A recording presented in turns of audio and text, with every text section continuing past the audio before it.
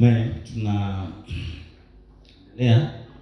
na semina ambayo tulianza siku ile Jumatano, na hii sasa inakuwa ni kama siku yetu ya 4 ambayo tutakuwa na vipengele viwili, kwa maana ya sasa na baadaye hapo katika ibada. Ninatamani tu tujue, nilitambulisha siku ile nikasema somo linasema Yesu suluhu ya mambo yote, kwa maana Yesu ni mtatuzi au ni suluhu ya vitu vyote ambavyo tunavyo. Sasa tukisema hivyo, tunataka nini kieleweke au nini kifahamike? Ijulikane kwamba uwepo wa Yesu kwetu au uwepo wa Yesu kwenye maisha yetu, hilo ni jibu, ni utatuzi, ni kila kitu. Maana yake, mfano, mtu ana matatizo yake, kila mmoja ana matatizo ambayo anayo, lakini tatizo lako wewe, msaada wako ni nini? Maana yake msaada wako wewe Yesu. Mfano, labda tatizo lako wewe ni njaa, labda hauna chakula. Kinachoonekana au kinachotegemewa ni kwamba Yesu anapaswa kukusaidia kupata hiko chakula. Tatizo lako labda ni fedha, Yesu anapaswa kukupa hizo fedha. Tatizo lako ni ugonjwa, Yesu anapaswa kukuponya. Maana yake chochote kile ambacho ni tatizo lako, yaani chochote kile ambacho unafikiri hiki sina, hiki nahitaji, hiki ningekipata ingekuwa hivi, hiki kiwe hivi, hiki kiwe vile, maana yake Yesu anaweza akafanya hivyo vitu vyote. Sasa kuanzia Jumatano tulikuwa tunajaribu kuona na kuangalia ile mamlaka na vile ambavyo Yesu anaweza kuvifanya. Tukaanzia mbali sana kuangalia bustanini, kitu ambacho kilitokea na makosa ambayo Adamu aliyafanya. Tukasema mwanadamu alivyotengenezwa hakupaswa kabisa kuwa na tatizo lolote. Matatizo ni matokeo ya dhambi au wasi ambao Adamu aliufanya. Maana yake mwanadamu alivyotegemewa kuumbwa, mwanadamu alivyowekwa, mwanadamu alivyoanza kuishi, Mungu hakutegemea mwanadamu apate tatizo lolote lile. Hiki ina mama sana frequency. Mungu hakutegemea mwanadamu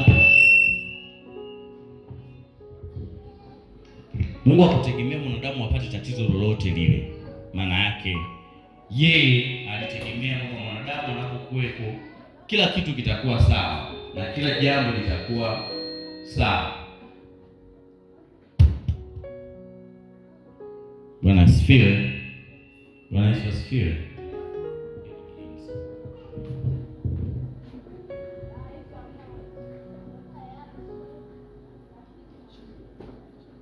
Bwana Yesu asifiwe. Bwana asifiwe. Kwa hiyo Mungu hakutegemea mwanadamu kama kuna siku itafika hawe na tatizo. Maana yake maisha yalikuwa yamerahisishwa, kila kitu ambacho Adamu alikuwa anahitaji kilikuwa kinapatikana bustanini. Kwa mfano, unaweza ukajiuliza labda yale matatizo ambayo unayo leo, Adamu je, alikuwa na tatizo lolote kati ya haya? Leo hii mfano, tatizo kubwa kabisa ambalo unaweza ukawa nalo labda ni kukosa chakula. Ni sawa? Lakini Adamu chakula alikuwa nacho bustanini. Kulikuwa kuna kila aina ya mti unaojua wewe. Alikuwa na viazi, alikuwa na makabichi, alikuwa na machungwa, alikuwa na matikiti. Kila kitu kilikuwepo. Na Biblia inaonyesha kwamba vilivyokuwa pale vilikuwa bora kuliko hivi vya leo. Maana yake hata matikiti yaliyokuwa pale yalikuwa ni mazuri na matamu kuliko haya tulionayo leo. Kwa sababu Biblia inasema viumbe vinaugua. Maana yake haya matunda tunayotumia leo, vyakula tunavyokula leo, hata hayo mahindi, Biblia inasema kwamba yanaugua, maana yake yanaumwa. Maana yake kabla ya hapo yalikuwa bora. Kwa Adamu hakuhitaji chakula kwa sababu chakula kilikuwepo masaa 24. Hata angetoka saa 9 usiku anataka kula, vyakula vilikuwepo. Tatizo lingine ambalo watu wanakutana nalo duniani tunasema ni ukosefu wa mavazi. Tunaelewana? Sasa Mungu alitengeneza mazingira ambayo wale watu walikuwa wamefunikwa na utukufu wa Mungu. Kuna watu wanadhani kwamba Adamu na Eva walikuwa wako uchi na wanaonana kwamba wako uchi. Tunaelewana? Kwa kuna watu wanawaza kwamba wangezaa watoto wao, maana watoto wao wangeona wako uchi. Kulikuwa kuna utukufu ambao umewafunika. Ukimwangalia mwenzako umuone kama yuko uchi. Unamwona amevaa. Na ukijiangalia na wewe unajiona umevaa. Tunaelewa? Alafu ni vazi fulani ambalo halichakai, halichoki au badilishi. Unaelewa hilo vazi? Hilo vazi au badilishi, halichakai au fui. Lipo tu mwilini mwako, utukufu wa Mungu ulikuwa umekaa pale. Kwa mimi nikimwangalia mtu sioni kama yuko uchi, ila naona kuna utukufu fulani umemfunika ambao hafui huo, sawa? Abadilishi, haichoki. Unajua nguo hata iwe nzuri vipi unaweza ukaipenda, ukaisifia, lakini baada ya muda utachoka, si ndio? Utatafuta nyingine. Nguo inaweza ikawa inakupendeza balaa. Lakini kuna siku zote ukapishana na msumari kachanika. Sasa nguo aliyokuwa nayo anavaa Adamu na Eva ilikuwa haiwezi kuchanika. Sawa? Haichoki. Tumeelewana? Iko tu hivyo. Ni utukufu fulani ambao ulikuwa umeifunika hiyo nguo, ambayo kwa macho ya kawaida ilikuwa huwezi ukaiona wala ukaishika, lakini iliwafunika. Walipofanya dhambi, moja ya mambo ya kwanza kabisa ambayo Adamu aligundua, Biblia inasema wakajikuta wapo uchi. Utukufu ukaondoka. Upo uchi, na mimi nipo uchi, yetu tukajifiche. Tumeelewa? Ndio maana Adamu anaulizwa, uko wapi? Adamu anasema, nilisikia sauti yako nikajificha, maana nipo uchi.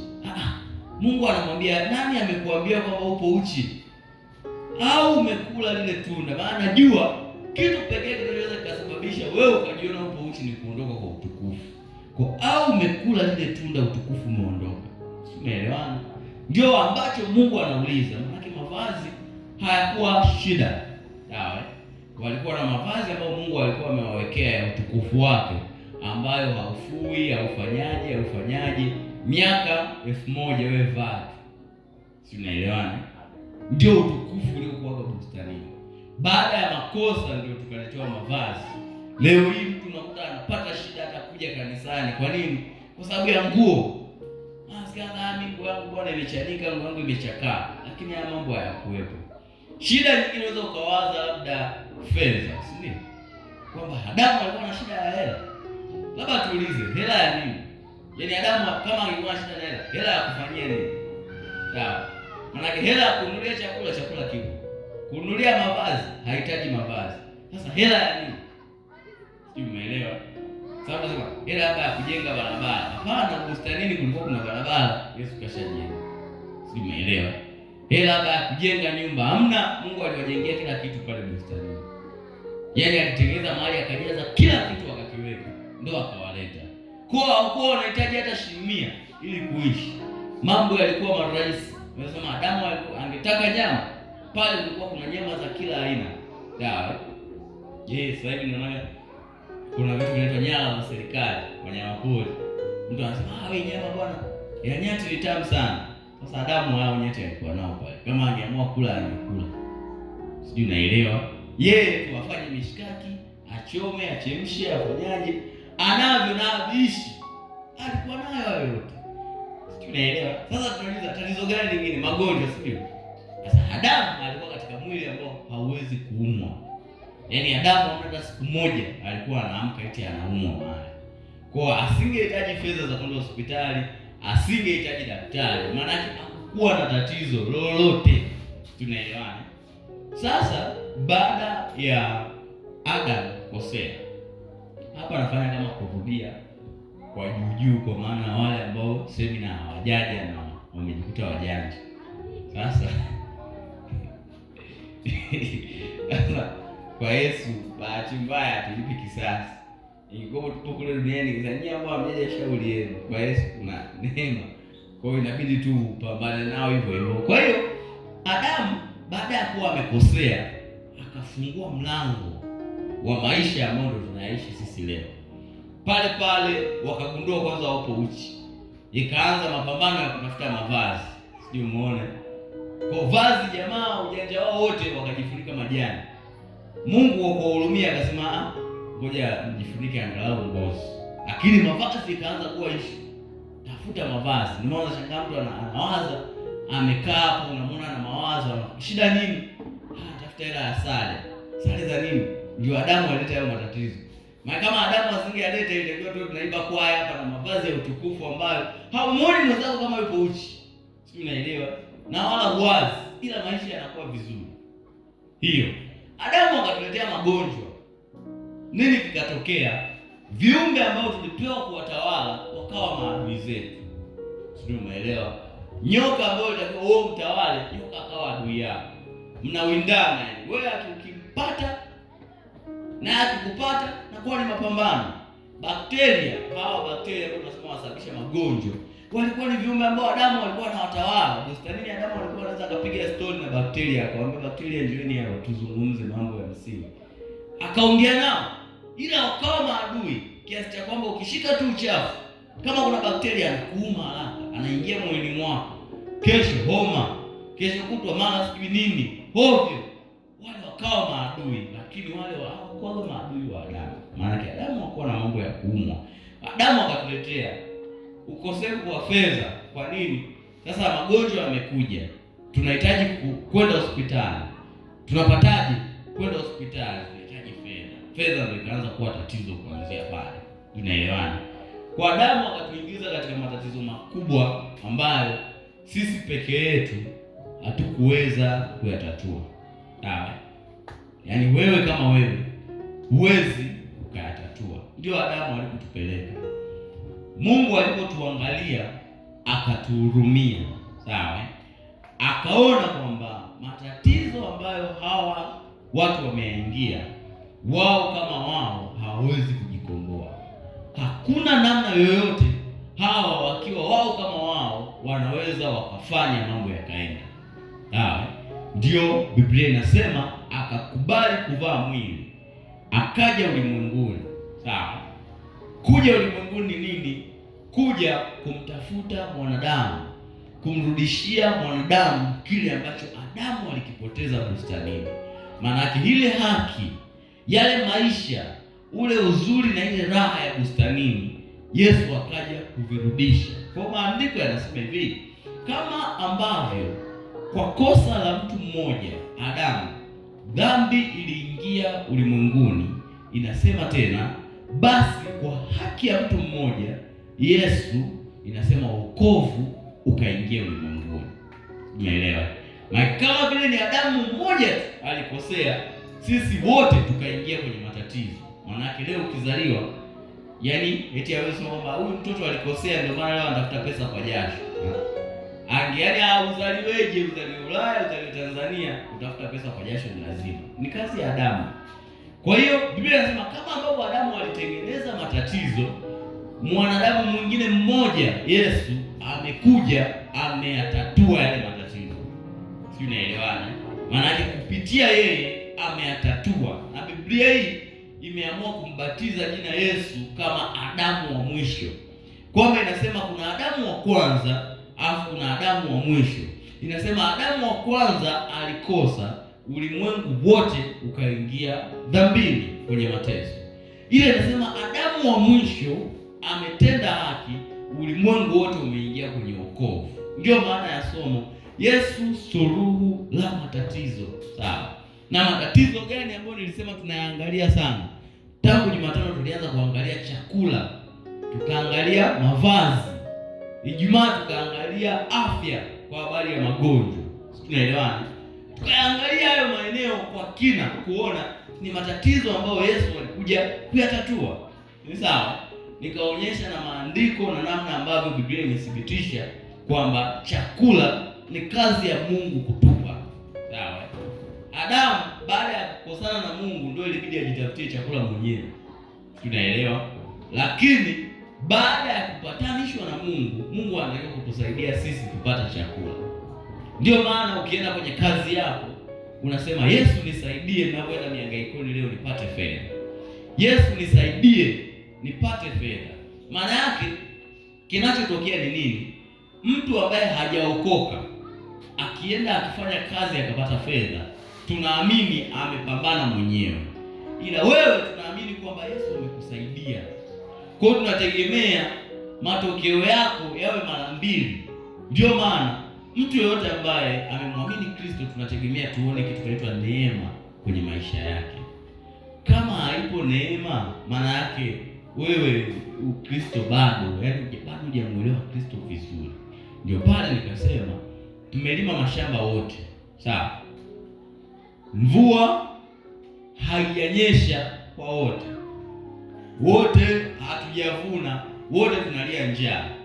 Sasa wewe unaweza ukamwambia nini mtu ambaye hana Kristo? Tumeelewa? Yaani yeye mwenyewe ana Yesu, mvua haijanyesha, njaa, naye analia. Wewe una Yesu, njaa na wewe unalia. Umeona? Maana Yesu kwako ameshindwa kutatua tatizo moja wapo linaitwa njaa, ambalo yeye kashaweza, wewe ndio una shida. Maana yake tulitegemea mvua haijanyesha kwa wote, ila kwako mazao yanachipua. Hiyo ndio ladha sasa ya Kristo. Sisi tunaelewa. Wote hamjanyeshewa mvua, ila wewe kwako unaona mazao yanakuwa. Wote hamjavuna, ila wewe unavaa, unakula. Mpaka mtu anakuambia, wewe rafiki yangu, wewe mwenyewe si shamba limekauka, mbona mwenzetu unakula? Na wewe hujui umekula kulaje. Uelewi imekuwa kwaje, ila unachojua ni kwamba unakula. Yesu anakutunza. Kwa hiyo Yesu suluhula matatizo, hayo matatizo mengi ambayo Yesu alikuja kuyaondoa, ndio tulianza kuyaangalia. Sasa wale ambao hamjeki semina wale, mna shida. Mna shida kwa sababu sitarudia. Ila leo nataka tuendelee kipengele kingine kwa sababu tunazungumza kwa habari ya Yesu kufufuka na mifumo ambayo Adamu alisababisha ikapata nguvu, aliitengeneza. Yesu alikuja kuiua hiyo mifumo kwa kutuletea mifumo mipya. Kwa hiyo lazima tujue ni mifumo gani inayofanya kazi kwa Mkristo ili kujua nini ambacho Yesu alikileta kwetu. Bwana Yesu asifiwe. Ndio leo nataka tuone, na nimekuja kusoma nikagundua tuna mambo matatu makubwa ambayo yamekuja na Yesu.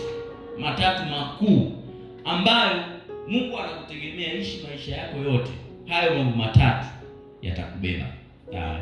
La kwanza tunaoliona kutoka kwenye maandiko ni damu ya Yesu. Damu ya Yesu. Hilo ni jambo la kwanza ambalo maandiko yanalithibitisha kwamba limepatikana baada ya Yesu kuja ulimwenguni. Na kabla Yesu hajaja duniani hakukuwa na kitu damu ya Yesu. Sawa? Shai kwanza walikuwa wanaimbaje nyimbo zao? Zile damu ya Yesu inane name. Wakati huo sasa kina Musa hakuwa na kitu damu ya Yesu. Walikuwa wanaimbaje? Unajua hizo nyimbo zilikuwepo, sisi tunaziboresha. Yaani hamna nyimbo mpya. Nyimbo zote ziko tayari, zimeshatungwa. Sisi tunachokifanya, tunachukua, tunaboresha, inakuwa mpya. Tunachukua, tunaboresha. Kwa hiyo damu ya Yesu walikuwa wanaimbaje? Leo tunasema damu ya Yesu imenitakasa, damu ya Yesu imenisamehe dhambi. Damu ya Yesu haikuwepo, Yesu ndo aliileta. Na ndio moja ya mifumo mipya ya mambo ambayo Yesu ameyaleta ili sasa tuyafanyie kazi yawe mazuri kwetu. Cha pili ambacho Yesu amekileta kinaitwa neema. Neema, ushasikia neema? Neema ni nini? Watu hawaelewi. Ila Yesu, moja kati ya mambo amekuja nayo kama zawadi ni neema. Kuna kitu kimezaliwa sasa kinaitwa neema. Tunaelewana? Mbaji mmoja anasema neema ya Mungu bure tumepewa. Maana yake haikupoki zamani, sawa? Musa, Yakobo, Ibrahimu hawakuwa wanaitwa neema ya Mungu. Sawa? Hawakuoga nayo neema. Haikuwepo. Wakati wao hakukuwa na neema. Ila Yesu kuja ulimwenguni, moja ya mambo amekuja nayo na ametuachia ili tuwe nayo, tufanye kazi kuzidi mifumo ya ulimwengu, kuzidi watu wengine. Ametoa kitu kinaitwa neema. Sawa? Tutaona neema ni nini. Jambo la tatu na la mwisho ambalo Yesu amelileta linaitwa jina la Yesu. Sawa? Unajua jina la Yesu lilikuwepo, ila katika Agano la Kale linaitwa jina la Bwana. Tunaelewana? Ambapo tukisema jina la Bwana tunazungumzia Elohim, sawa? Adonai, majina yale, Niko ambaye Niko, majina yale ya Mungu ndio yalikuwa hayo. ila lakini jina la Yesu halikuwepo, yaani alijaacha kuwepo huo Agano la Kale. Kwa hiyo sasa tunasema kwa jina la Yesu toka pepo. Ushajiuliza kipindi cha kina Samsoni mtu angepagawa pepo angemkemea kwa jina gani? Walipokuwa wanataka kuomba Mungu awape mvua walikuwa wanaomba kwa jina gani? Unaelewa? Ukisoma maandiko utaona wanasema kwa jina la Bwana, kwa Mungu wa mbinguni, kwa Bwana muumba mbingu na nchi. Maana mambo ya Yesu hayakuwepo. Kwa hiyo Agano Jipya linatupa tena zawadi ya nyongeza inaitwa Yesu. Yaani neno Yesu, hilo jina linaongezwa katika kile ambacho tunacho ili tukaweze kufanya kazi dhidi ya mifumo kandamizi ambayo Adamu alitengeneza. Kwa hiyo mwanadamu alikuwa yupo safi, maisha anaishi bustanini, akayaharibu. Alipoyaharibu akaanza kuteseka kutengeneza mambo, fanya hili, fanya lile, fanya hili, fanya lile, fanya hili, fanya lile, vitu vikawa haviendi sawa. Mungu alipoangalia akagundua kwamba mwanadamu amekosa vitu vitatu. Si umeelewa? Nikimpa hivyo maisha yanaweza kurudi kama yalivyokuwa bustanini. Ndio maana naambia watu, ukiona kuna tatizo lolote kwenye maisha yako, kuna haya mambo matatu yanaweza yakajibu kwa nini tatizo linaendelea. Ni either damu ya Yesu haijafanya kazi yake, jina la Yesu halijatumika, au neema ya Mungu haijatokea. Maana yake vikikutana pamoja, jina la Yesu, damu ya Yesu na neema ya Mungu, tunategemea tuone mtu fulani ambaye hahitaji chochote, anaishi kwa raha, ana furaha, hana huzuni na hawezi kusikitika hata siku moja. Yaani huwezi kumkuta ameumwa, huwezi kumkuta eti anakwambia na shida na 2000 hapa. Tunaelewa? Huwezi kumkuta eti sina hela leo. Huwezi kumkuta eti sijui nitakula nini. Huwezi kumkuta vikipatana vyote vitatu. Kwa hiyo kinachokosa vinakosa, yaani vinapishana hivi hapo katikati. Unakuta mwingine kidogo damu ya Yesu ndo amekuwa ila jina la Yesu na neema hamna. Mwingine ana neema ila jina na damu hamna. Umeelewa? Sasa hivi tunatakiwa kufanya kazi pamoja. Ndio ambacho leo nataka nikufundishe. Uelewe hivi vitu vitatu ndio mwanadamu alivikosa, ambapo akivipata kwenye maisha yake amejipata tayari. Sawa? Tunaposema Yesu ni mambo yote ndani ya yote. Yesu, yani Yesu tunamvunja katika hizi sehemu tatu: damu, jina pamoja na neema. Sawa? Ndio vitu ambavyo Yesu alivileta. Nitaanza na neema kwa sababu neema ndio sitaki kuizungumzia sana, ila nataka nikuonyeshe ujue neema inakuwaje. Sawa? Neema iko hivi. Tunaposema neema tunazungumza kwa habari ya upendeleo. Sisi tunaelewana? Upendeleo, hiyo inaitwa neema. Maana yake kupata kitu ambacho haukukistahili. Sawa? Unajua vitu vya ajabu ni kwamba kuna neema afu kuna rehema. Rehema ilikuwepo tangu Agano la Kale, ila neema ipo Agano Jipya. Sasa mtu anauliza, kozi tunahitaji rehema, tunahitaji neema? Usichanganyikiwe, sawa? Usichanganyikiwe. Rehema tofauti yake na neema ni kwamba rehema ni kule, yani umestahili kupigwa, umestahili kuadhibiwa, alafu tunakuacha. Hiyo inaitwa rehema. Sawa? Neema ni kwamba haujastahili kitu chochote, yaani wewe haujafanya kazi yoyote, kwa hiyo unatakiwa kupewa hata 100, alafu tunakupa hela. Sawa? Mfano, ulikuwa ajiliwa mshahara ni 200,000. Bosi mwisho wa mwezi anakupa 300,000. Ile 100,000 inaitwa neema. Sawa? Kwa hiyo rehema inakutoa mahali ambapo ulitakiwa upate madhara, inakuacha tu salama, lakini haikupi chochote. Sawa? Ila neema inakuchukua mahali ambapo hauna chochote, inakupeleka kwenye kukupa kitu fulani. Tunaelewana? Maana rehema ilikuwa tangu Agano la Kale. Wana wa Israeli walikuwa wanajichanganya, wanamkosea Mungu, wanaenda kumwomba Mungu rehema. Maana yake badala ya kupigwa wanaacha kupigwa, badala ya kuteseka wanaacha kuteseka. Mungu anawahurumia, hiyo inaitwa neema.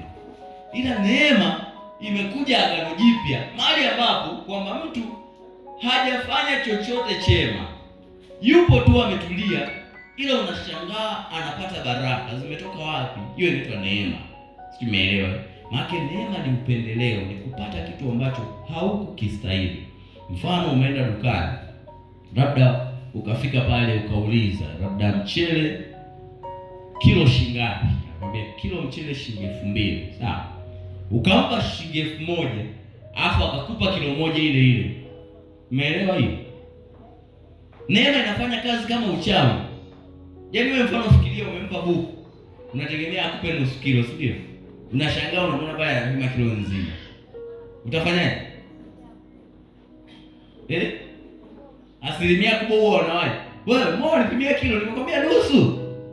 Wanasahau kwamba neema ipo. Ndio neema. Sisi sehemu fulani anasema kwamba mtakula vitu ambavyo hamjapanda. Hamjasoma maandiko.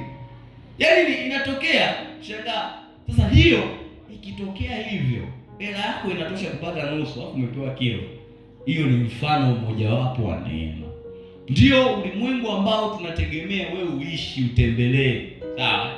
Ukae kwenye huo. Ukiweza kuupata, ukauelewa, ukaishi kwenye huo ulimwengu, mimi nikwambie tu ukweli.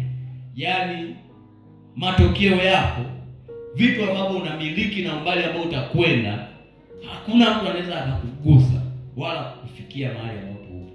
Sisi tunaelewana? Ndio pale sasa kawaambia wote tunamwimbia Mungu. Sawa?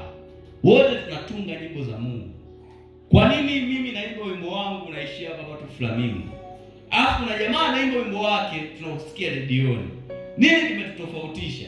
Kwamba jamaa anampenda Yesu sana kuliko mimi? Hapana. Wewe unakuta tena ni mlevi lakini bado nyimbo inaenda. Huyu ana kitu kinaitwa neema. Neema ni kifungashio fulani hivi ambacho Mungu alijua kwamba hiki wewe unahitaji ni kuongezea. Ili utakapofanya bidii zako, utakapoishia, itakuja neema itakusaidia. Utaenda zaidi ambapo ungeishia. Ndio maana ukiwatafuta watu waliopata neema ukawauliza siri ya mafanikio, na wao wenyewe wanakuwa hawajui. Sio, unaelewa? Yaani na wao wenyewe hawaelewi imekuwaje, ila wanashangaa imekuwa. Kivigezo vya kibinadamu wanakuta inagoma. Sawa? Labda kazi ile watu wako wanahitajika na vyeti vyao, wewe huna, lakini kazi unayo. Nini kimetokea? Kuna kitu kimeingilia hapa katikati. Sijui unaelewa? Hiyo ndio inaitwa neema. Yesu alileta hiyo. Na nimekuwa nikiwaambia watu sana, hebu omba Mungu akupe neema. Hautaweza. Yaani ukisema eti kila hela unataka ule uitafute mwenyewe, utakufa. Kwa sababu wewe fikiria, unataka ule shingapi? Unaitafutaje mpaka uipate? Ndio maana kuna mali inabidi hata hela ambazo hujatafuta wewe uzile, kwa sababu hiyo neema inapaswa kuachiliwa. Ndio maana Mungu akaona kwamba okay, mwanadamu moja ya mambo yanamtesa, amekosa kitu kinaitwa neema, ambayo Adamu alifukuzia mbali hiyo neema, lakini Yesu akairudisha. Sawa? Maandiko unaweza kusoma ile kitabu cha Luka. Mimi nalipenda ile andiko, ni moja ya maandiko bora kwangu ambayo pia wanapenda kuyasoma mara kwa mara. Tafadhali kitabu cha Luka ile sura ya kwanza mstari wa 28.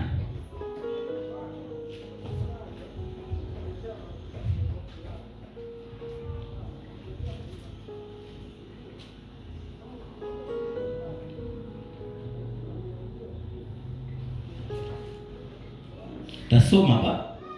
Biblia inasema akaingia nyumbani mwake akasema, salamu uliyepewa neema, Bwana yu pamoja nawe. Nasikia hiyo. Huyu ni Mariamu anaambiwa, salamu uliyepewa neema, Bwana yu pamoja nawe. Mimi nampenda Mariamu sana. Mariamu alikuwa yaani unajua watu wanadhania kwamba Mariamu alikuwa ni msichana wa kawaida. Yeye anamchukulia poa. Ila ukweli ni kwamba Mariamu alikuwa ni mtu bora sana. Ni mmoja kati ya wadada wa kuchunguzwa sana kwenye Biblia. Yaani kama wewe ni mwanamke, hakikisha unajifunza kwa Mariamu mama yake Yesu. Unaelewa? Hivi mnamjua malaika? Yaani nani kaisha kutokea na malaika? Mjaka kusikia. Malaika Biblia inapoelezea inasema wametengenezwa, yaani material ya kuwajengea. Sisi tumeumbwa kwa udongo, wenyewe wameumbwa kwa light, maana yake inaitwa nuru, yaani ni mwanga fulani. Kwa malaika akija, unachoweza kuona ni mwanga fulani umejiumba kama mtu. Unaelewa? Sio kama unamwona mtu yule pale ana kisogo, mwanga fulani unauona. Ndio malaika walikotengenezwa, ndio material iliyotengeneza mwili wao. Kwa hiyo kama mwanga fulani kanapita pita hivi. Kwa hiyo fikiria tu umelala ndani kwako usiku. Unafungua macho. Wewe utakaa. Sijui unaelewa? Yaani unafungua tu macho unaona mwanga unapita pita hivi. Kwa katika hali ya kawaida wewe unaweza kukimbia. Sasa ajabu ya malaika ni kwamba hauwezi pia kukimbia kwa sababu pale miguu yako itaisha nguvu, utaamka chini. Ukitaka kukimbia huwezi, kwenda kote huwezi. Kwa wengi wanakuwa wanachanganyikiwa, ndio maana mtu anaweza akawa amejipanga kama nikikutana na Mungu nitamuuliza maswali fulani. Ukikutana naye huna cha kusema kwa sababu kwanza hofu itakayokuingia hutauliza chochote.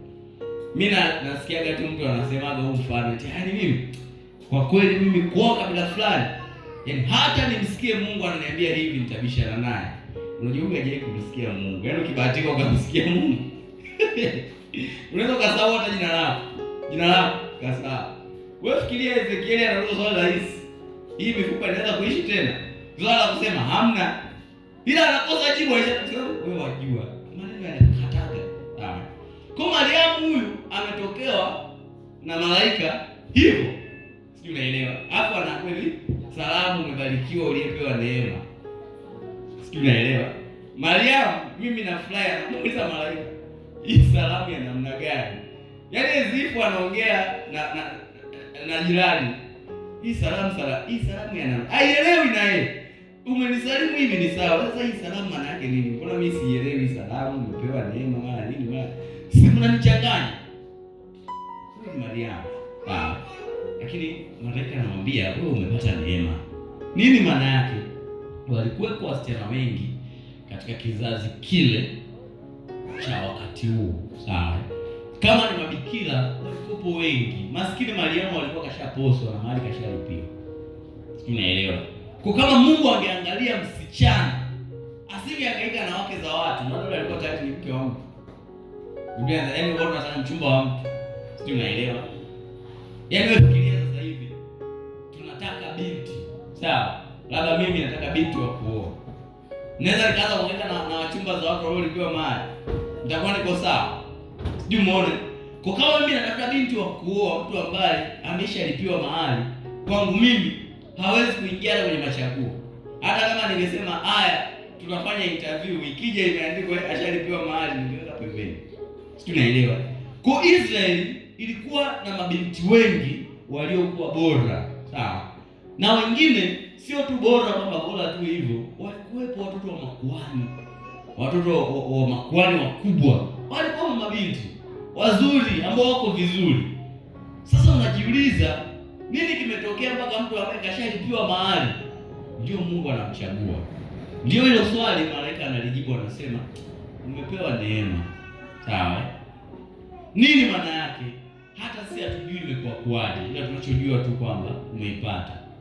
Neema ni haki ya Mkristo, nikwambia ukweli. Yaani katika mambo ambayo hujui, usipoielewa neema kama moja ya mambo ambayo Yesu alikuja kuyaleta ulimwenguni kwa kifo chake, hutaidai. Ila ukweli ni kwamba wewe unapaswa kudai neema. Sawa? Yaani kudai upendeleo. Okay, mfano mrahisi hapa. Kuna mahali nilienda. Nikakuta jamaa anauza bidhaa ila anauza kwenye kisado. Sawa? Kwa ukija anakupimia kisado, anakuwekea. Si sawa? Sasa wakati anapima kisado anaweka, akaja mtu akapimiwa, akawekewa. Yule mtu baadaye abebe mfuko wake aende, nikaona mtu amesimama, amegana. Shida nini? Anasema, "Niongeza." Hoja huu ni upendeleo. Niongeza sio lazima. Na uweze kaenda kumfunga kokote mtu eti hajanipa niongeza, si ndio? Lakini akamwambia niongeza. Yule akamwambia atuongeze. Biashara gani inaga niongeze? Kama mimi nirudishie hela yangu. Unaona mtu anapoidai neema, anahisi kwamba ni haki yake. japo sio haki yake, ila sasa sisi kwa Yesu neema ni haki yako. Yaani unataka uidai, si unaelewa? Yaani uidai kabisa. Ni sawa anaposema kwamba yeye atukuzwe tena mambo makubwa zaidi, si ndio? Ya tuyaombayo. Kwa hata kama umemuomba Mungu jambo, Mungu akikujibu kama ulivyomuomba, inabidi udai niongeza. Kwamba wewe unasema unajibu zaidi. Mbona mimi nimepata yale niliomba? Unaelewa? Sasa ili ufikie kipengele cha kudai niongeze, inabidi hata yale tu uliomba upate. Sasa uliomba inyuka. Yaani kisado si maana ndio upimiwe kijajaa. Utakuwa udai niongeze. Si utaanza jaza kwanza. Mbona unawania hebu jaza kwanza? Ndio baadaye udai neema. Kwa neema inadaiwa. Ni moja ya mambo ambayo Kristo alileta ulimwenguni. Sawa? Yaani ndio tunasema ameweka watu jina lingine la Yesu ni neema. Ni jina lake lingine. Kwa nini? Ameleta huo upendeleo. Maana watu wote ambao wamempokea amewapa huo uwezo wa kuwa wana. Kufanyika mwana ni kuwa zaidi ya mtoto wa Mungu. Kuna watoto wa Mungu na wana wa Mungu. Sawa? Kuna haki za mwana na kuna haki za mtoto. Kunyeshewa mvua ni haki za watoto. Sawa? Ndio maana Biblia inasema anawanyeshea mvua wema na wabaya. Maana yake mtu yoyote yule mvua ni haki yake. Ndio maana hata wazee wakiona mvua haijanyesha, ushaona kwa wanakwenda kudai mvua. Tena wanaidai kwa mizimu, yaani wanaidai mahali ambapo sio sehemu sahihi. Wanadai kwa njia ambazo sio sahihi, lakini bado Mungu anaileta. Kwa nini? Ni haki. Sawa? Ila mwana wa Mungu ana haki zake. Na miongoni mwa haki za mwana wa Mungu ndio hizo tumezisema. Jina lake Yesu ni haki yako kutendea vitu. Damu yake Yesu, lakini neema ni haki yako, yaani unatakiwa upendelewe. Umeelewa? Ndio maana haiwezi katokea eti umeenda sehemu wewe na watu ambao hawajaokoka mnafanya biashara.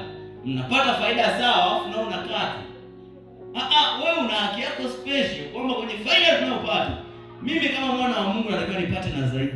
Unatakiwa uidai. Umeelewa hicho kitu? Sasa usipoidai ndio maisha yanakuwa magumu. Kwa Mariamu anaambiwa wewe umepata neema, hakuna kitu kinachoweza kuelezea umechaguliwaje.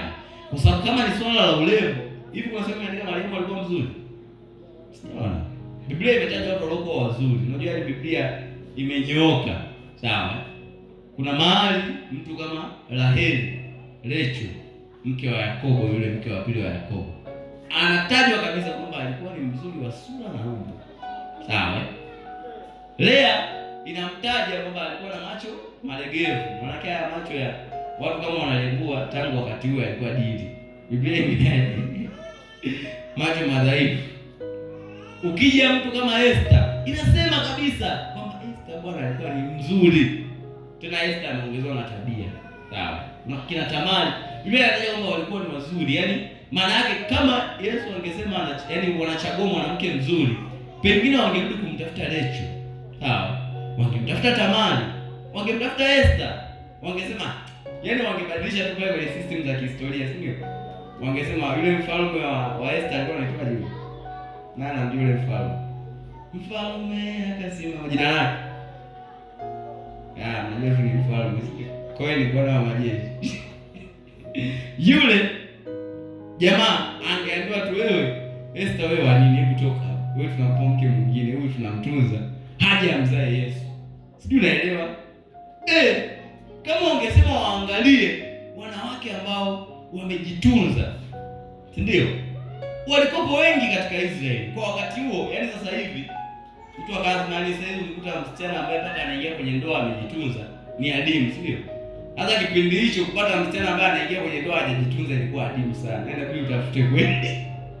Kila msichana amejitunza ilikuwa ni aibu. Yaani ilikuwa ukifanya hivyo kabla hujaolewa, yaani jambo lako linajulikana mji mzima kwamba huyu amefanya uovu, hajaolewa bado. Mji mzima.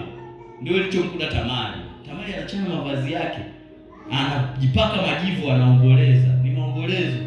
Yaani ilikuwa hadi wazazi wako wakisikia hiyo wanaomboleza. Kwa hiyo ilikuwa ni jambo baya.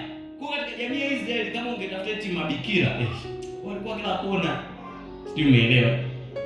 Ungetafuta tuseme ni mwanamke wa bikira ambaye amekataa wanaume, si ndio? Ungetafuta mtu ambaye amekaza, wanaume wamewakataa.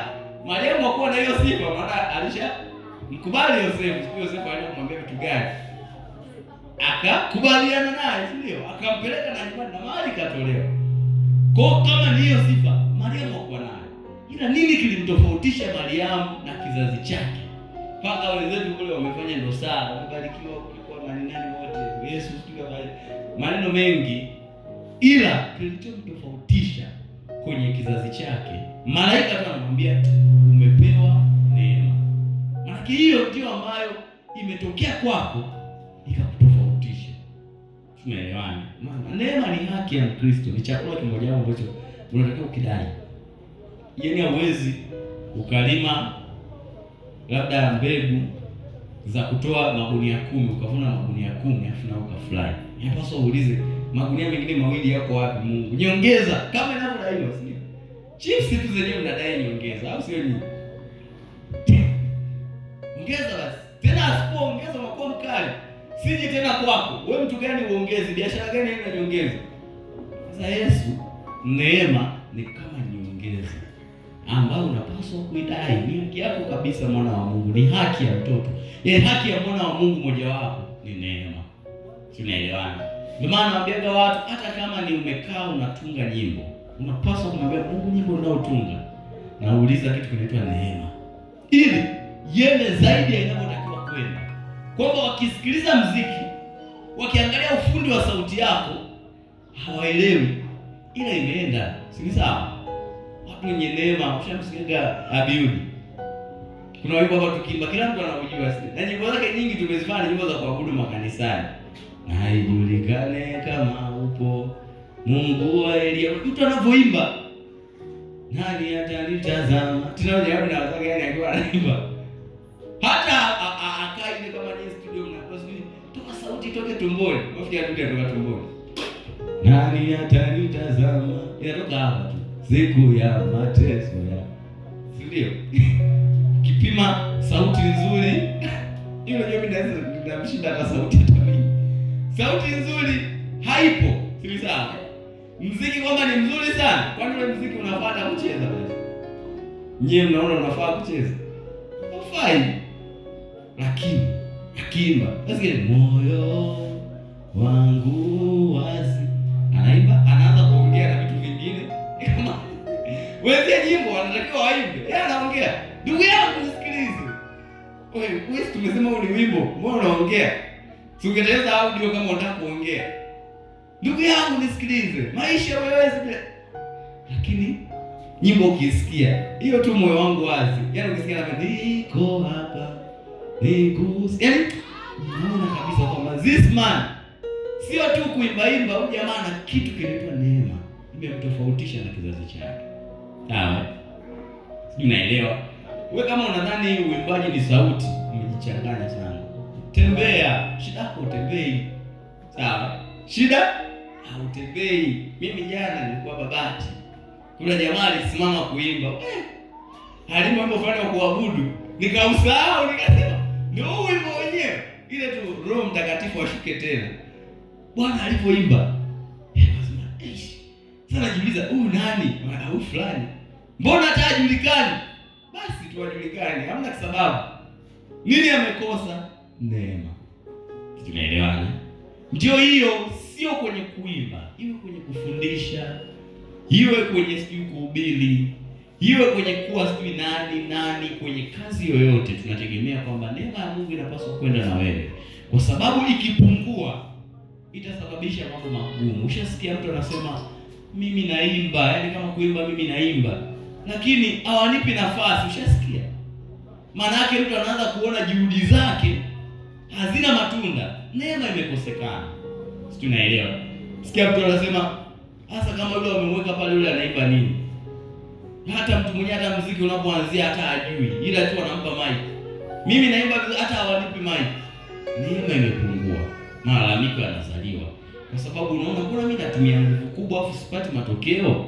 Ndio ndani ya kanisa unasikia mtu mtumishi shehe unifuata kana mtumishi wewe unaombaje? Kwanza alianza hivi, mtumishi na maombi yangu. Sasa nitakushirikisha wewe. Maana inaonekana wewe Mungu anakusikia. Unaelewa hiyo point? kwamba yeye kashaona kwamba Mungu amsikii. Nikamwambia mtumishi, mimi ninaomba. Anambia tena, ndio akaniambia usiniambie kuomba tafadhali, maana kama kuomba mimi naomba kuliko wewe. Kwa mambo ya kuomba usiniambie. Yaani nishauri leo usiniambie nenda kaombe, kwa sababu kama kuomba mimi wewe nakushinda. Niambie siri ya mafanikio yako. Nikasema tu natembea nuruni, si ndio? Neema. Neema tu. Hiyo ndio siri. Sawa? Hiyo inaweza kukufanya hata umsikie Mungu kirahisi kuliko wengine. Ndio shida inayotokea leo kanisani. Mtu akisema ninamsikia Mungu, watu wanafikiria ni mtu fulani hivi, anakaa kwenye maombi, yani anafanya mambo yote vyema. Anaweza akawa mtu wa kawaida kabisa, ukutana mtaani alipovoka, usikontakta kabisa. Ila kuna neema Bwana. Anamsikia Mungu. Ndio maana ambega watu mfano kanisani, Roho Mungu ameshuka. Sometimes anachagua watu ambao wewe wazanii. Wewe ukimwambia sema una anaigiza, una ile wa Mungu gani huyu kabisa, mimi namjua huyu. Wewe ndio una shida. Yeye anachaguaga tu. Angaliagi sura, angaliagi kabila, angaliagi sijui unajuana na nani, unafanya nini. Akikuchagua anakuchagua tu, inakuwa ni neema imetua juu yako. Na ni haki. Maana yake wako ambao wanajikuta tu wanayo, wamepata. Lakini wako wanaopaswa kuiomba isipungue kwenye maisha yao. Chochote unachofanya, mwambie Mungu neema yako. Tumeelewa. Mimi nimeona neema ya Mungu ikinitofautisha sana. Kama hizi sehemu za kwenda kufundisha, mimi nimefundisha sehemu nyingi sana. Fika sehemu unakuta mko walimu wengi. Kila mtu ana nondo, mwingine pale unakuta mtu anaitwa askofu, na yeye yupo kwenye kambi hiyo anahudumu. Mwingine anasimama anasema nimesoma theology nchini Marekani, sijui nini. Unaelewa? Wewe ukijiangalia hujasoma hayo mambo. Hata ukiamua sasa hivi haya, taja mistari 10 kitabu cha Luka, unaanza kuchanganyikiwa. Lakini ukisimama ukianza kuongea, watu wanaanza kama wanakuelewa. Wanaanza kuona mbona huyu anagusa maisha yetu. Ndio ile kwa huyu ametoka wapi? Mwana wa nani huyu jamaa? Kwa sababu hatumjui, hatumfahamu. Mbona akafanya hivi? Unagundua tu ni neema. Ni neema imemhifadhi. Ni neema imetokezea. Hiyo tunahitaji. Ndio moja ya haki. Mambo matatu. Neema ya Yesu, jina la Yesu, damu Yesu. So baadaye huko kuna vitu vingine vizito na vitunza tu ili watu waongezeke. Sasa wasije na wenyewe wakakosa hiyo neema. Sawa? Ila neema nimeamua nikwambie kabisa. Neema ni upendeleo. Sawa? Ukweli ni kwamba wako watu wanafanya bidii zao zinawapa neema fulani. Hatukatai. Ila hatuachi kusema tena kwamba wewe hauna jambo unaweza kulifanya likakufanya upate neema. Ila unaweza kumwomba Mungu akakupa hiyo. Sawa? Kuna mmoja hivi nao yule naye aliimba tu. Ila ukiusikiliza unaona ni maarufu. Unajua yaani utofauti wa nyimbo ni hivi. Wewe unaweza kadhani wimbo ni maarufu. Ila kumbe ule wimbo ni maarufu kanisani. Unaelewa hicho kitu? Haujawahi kujua hicho kitu? Yaani mfano sasa tunasema labda Bwana nimerudi tena, Yesu nakushukuru. Ni wimbo maarufu sana. Unajua ni wimbo maarufu kanisani. Wewe kama unataka kuamini, nenda stand mkute mvuta bangi, mwambie unawajua TG Forest ya kwanza. Anaweza ni kitu gani? Hapo unajua Rozimwana. Rozimwana. Na nyimbo zake akabisha zimbaga ile nyimbo zake. Ndio maana ambega watu. Kama tunapima umaarufu, Rozimwana, Bahati Bukuku, Boni Mwaitege, Emmanuel Mgogo, wale ndio maarufu sasa Tanzania. Ila wewe una maarufu wako unaojua si wa kanisani. Wewe unadhani wewe sasa kuna eti mfano tunaona mtu sitabaki kama nilivyo. Weka muulize mlevi, unamjua Joel wapi? Hata kutolea macho. Nani? At least ukimwambia kwa wimbo kwanza, wimbo kama anaujua hivi. Sisi kipindi tunamwalika Gwamaka. Tulipata shida, unaambia mtu tunamwalika Gwamaka. Sasa Gwamaka ndo nani? Unaambia wimbo fulani washangilia. Ukiimba unasema, hii kama shehe kusikia hivi. Unapita pita, si ndio? Yeye tungemwambia tunamwalika Bahati Bukuku. Angesema, "Baraka wa amani." Watu wana neema. Wana neema ya ajabu. Neema ambapo wanajiuliza walimpa Mungu nini? Mtu anasema tu ibada njema inaanzia nyumbani. Kwa nini ni maneno magumu kusema? Si maneno rahisi. Ule muziki hata mimi na Jackie tukishirikiana hatuwezi kufanya. Tunafanya. Lakini tukifanya unaenda. Mtu ana neema. Si ndio? Mungu ni Mungu tu. Unasikia hiyo? Wimbo wa kawaida sana. Kwani mnaimba nini? Si mambo ya Elia. Kwani kisa cha Elia ni kisa kijulikani? Eti wakamwaga maji mara ya kwanza. Wewe hujui kama walimwaga. Lakini sikia ile hate. Mbali na ukweli na ndio jamaa amepata neema. Na hao ndio wanaogusa maisha ya watu. Nikwambie ukweli. Tuna waimbaji wa kanisani. Kila mtu anatamani kuwa kama hao, kama Paul Clement, kama Joel Lwaga. Ila ukweli ni kwamba wale wanaathiri maisha yetu sisi wa Pentecost. Wale wameitwa kwa ajili ya kanisa. Ila kuna watu wameitwa kwa ajili ya mataifa. Yaani hadi mtu ambaye hajaokoka. Rose Muhando nyimbo zake za mtema utanazo ba. Unakuta ngoma inapigwa na mlevi humo tu. Wewe vipi? Yaani kwamba hao wameitiwa hadi hao, yaani kwamba hata hao anapaswa kuunganisha na Kristo. Anapaswa kuhudumia. Kwa neema ambayo imemfikia juu yake imekuwa kubwa. Ndio maana wimbo wake ni rahisi kuukuta popote. Na mtu mmoja akasema siku hizi wasanii wamekuwa wajanja. Wanaimba nyimbo kama za Bongo Flava ili zipigwe hadi ba. Kweli zipo na mimi nishazisikia. Kama ule Dumale, ule kweli kusema huyu kapiga kijanja ili ukapigwe ba. Yaani hata ukipigwa ba unaona kama unafanana. Ila wewe niambie kama ni bebe, ule ngoli wa ba. Kaje mambo ya Mungu. Nyimbo zote za Rose Muhando. Mimi nishasikia mlevi anasema, shetani, nipishe nipite. Ulionanganya Adamu na Eva. Wimbo wa rohoni vile, lakini hata mlevi amekutana nao kama shetani. Sijui shetani alikuwa nani. Ila yeye anaona toka mbele yangu. Neema. Naona mbele watu. Mimi namheshimu sana Rose Muhando. Kuna watu wanamsema vibaya. Namheshimu sana. Mimi Rose Muhando. Mwacheni tu. Yaani kibinadamu unaweza ukajumlisha usipate kwa nini. Sawa? Ukamwangalia maisha yake, ukamwona mtu wa kawaida, yupo tu anaongea vitu havieleweki. Ila ukirudi katika ulimwengu wa roho na kundoo jamaa kuna neema anayo ambayo wengine hawana. Sawa? Kuna wimbo huniondole majivuno. Unajua wimbo? Komesha kiburi. Wimbo wenu umeimbwa wa rohoni ule wimbo wewe. Sikwambie mtu wimbo ni wa rohoni kweli. Ukisikiliza hivyo sana. Wow. Ameimba. Watu walikuja Rose Muhando kaenda Kenya akaanguka mapepo na of course sikataa hata akaanguka. Ila neema iliyoko juu ya maisha yake hamwezi kuiondoa. Ni amepewa tu. Unaelewa? Huwezi kuiondoa. Huwezi. Bahati bukuku yule. Watu wanamsema mara ndoa imemshinda, mara nini. Lakini waraka wa amani wewe hujui. Hujaimba huo wimbo. Wimbo mrefu. Unasikiliza? Tena anasimulia taratibu mingi sasa lakini bahati bukuku. Kuna haja gani ya kuimba hivyo taratibu? Mfalme akasimama akamtazama. Kwani angesema tu mfalme akasimama akamtazama Malkia. Kesi solved. Dakika 3 wimbo umeisha. Kuliko haja gani ya mambo marefu vile? Ila ni neema. Sawa. Nataka hiyo uijue kwa sababu tumaliza. Nilitamani kuambie kwanza hiyo ni moja ya mambo ambayo Mungu aligundua yamepungua ulimwenguni. Kwa Yesu anapokuja ulimwenguni ni package ambayo imebeba vitu vitatu. Kuna neema, kuna jina, kuna damu. Yaani ukijiuliza leo, wewe Yesu amekuachia nini? Yesu hayupo. Nini amekuachia? Ili wewe hapa mjini utengeneze heshima. Ni vitu vitatu. Sawa? Kuna neema ambayo itatokea utafanya na wewe mwenyewe hujui kwa nini imekuwa, lakini utashangaa imekuwa. Ni neema. Kuna heshima utaipata na wewe utaelewa hiyo heshima wewe imekustahili vipi, lakini ni neema tu. Sawa?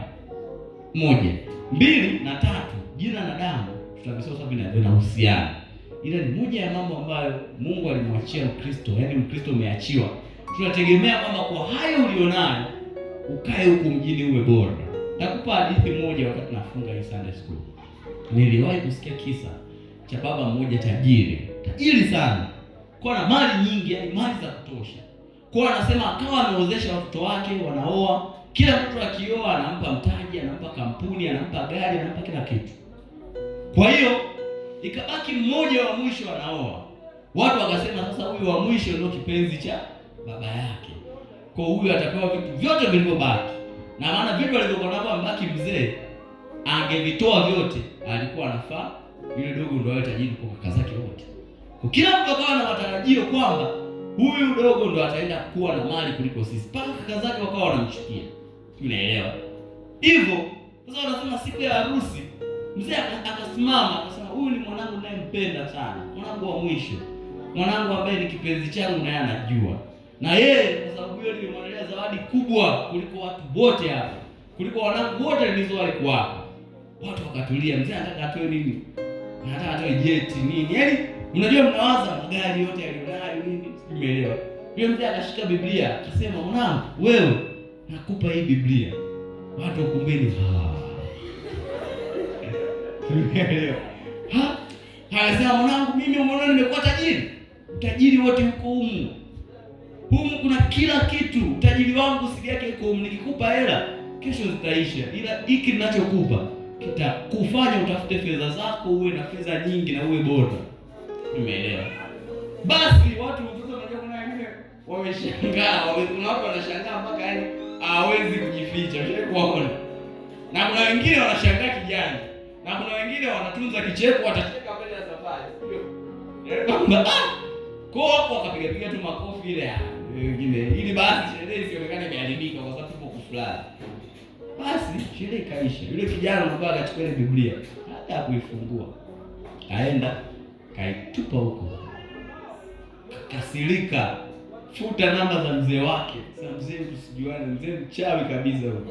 Mimi nilikuwa naona mtu, yaani kumbe ndio upendo, mtu anakupenda afu anakufanyia hivi. Yaani akaona kama vile ni mtu ambaye alimpenda afu kaja kumuumiza. Kwa akakasirika, akaondoka kwanza mjini kwa hasira, akaenda kukaa vijijini huko. Yaani kwamba tu basi, yaani sitaki tena maelewano na mtu mwingine. Anasema alikaa karibu miaka 10. Yule mzee akamfuatilia kijana wake akamwacha. Yule baada ya miaka 10 mzee akaenda kumtafuta yule kijana. Alipofika akamkuta kijana maisha yake ni magumu. Yaani mtoto wa tajiri, ila ndio amekuwa kama wale analisha na nguruwe. Kaza ajabu pale mtaani ndio mtu anamchekaga na makaptula yake yamechanika masikio kutupa. Akasema wewe ndio mwanangu. Anambia baba, hapo sasa naye maisha yashamnyoosha kwa kidogo, adabu imeanza kuja. Ndio baba. Nini kimetokea mpaka uko hivi mpaka leo? Sasa baba wewe si kulipa chochote, kwa mimi nilikuja kupambana na maisha yalikuwa magumu. Mwanangu mimi mbona nilikupa kitu? Mbona sasa sikukupa chochote vipi? Mimi nilikupa. Anaambia hamna baba, mimi kulipa chochote huku nipenda sijui nini. Akamwambia nilikupa Biblia iko wapi? Kijana hajui hata ilipo, ikabidi Biblia itafutwe. Biblia ikatafutwa, Biblia ikapatikana. Ikaletwa pale. Ile Biblia kufunguliwa, yaani kufunguliwa juu hapa. Kuna karatasi iko pale. Ina maelekezo ya zawadi zote ambazo umepatiwa na wapi anaweza kwenda kuzipata. Account number na kila kitu kiko pale juu ya Biblia. Si umeelewa?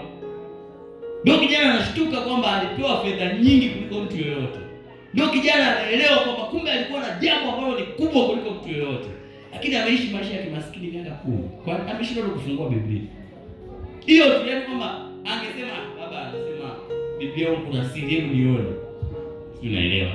Sasa siku ya mwisho naambiaga watu kila siku. Moja ya majuto ambayo Wakristo tutakuwa nayo ni kugundua kwamba jina la Yesu lilikuwa lina uwezo wa kutupa hata magari, lakini tumetembea kwa miguu. Umeelewa? Kugundua kwamba damu ya Yesu ilitakiwa itukinge na magonjwa, lakini tumeumwa maisha yote. Kugundua kwamba kulikuwa kuna neema ya Mungu iliyopaswa kuwa juu yetu sisi ili tuwe watu wakubwa, kama ni waimbaji tuwe waimbaji wakubwa. Yaani kwamba hiyo neema tutagundua kwamba kumbe Sayuni Kwaya ilikuwa ni kwaya ya kimataifa. Unaelewa?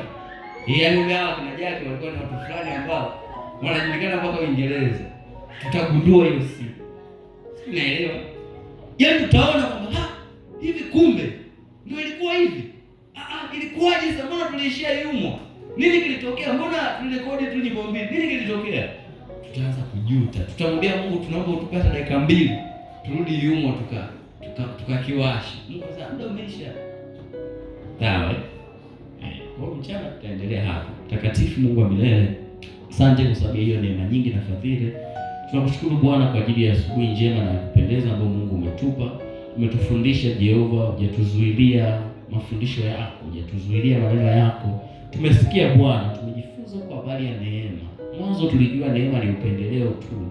Nawe Mungu nampa mtu yote anayejisikia wewe. Lakini leo tumejifunza kwamba neema ni haki mojawapo ya mwana wa Mungu. Takatifu Mungu wa milele, tunaiuliza hiyo katika mambo yetu yote tunayofanya, kwenye kila kazi, kwenye kila jambo, kwenye kila eneo ambalo tunalitenda.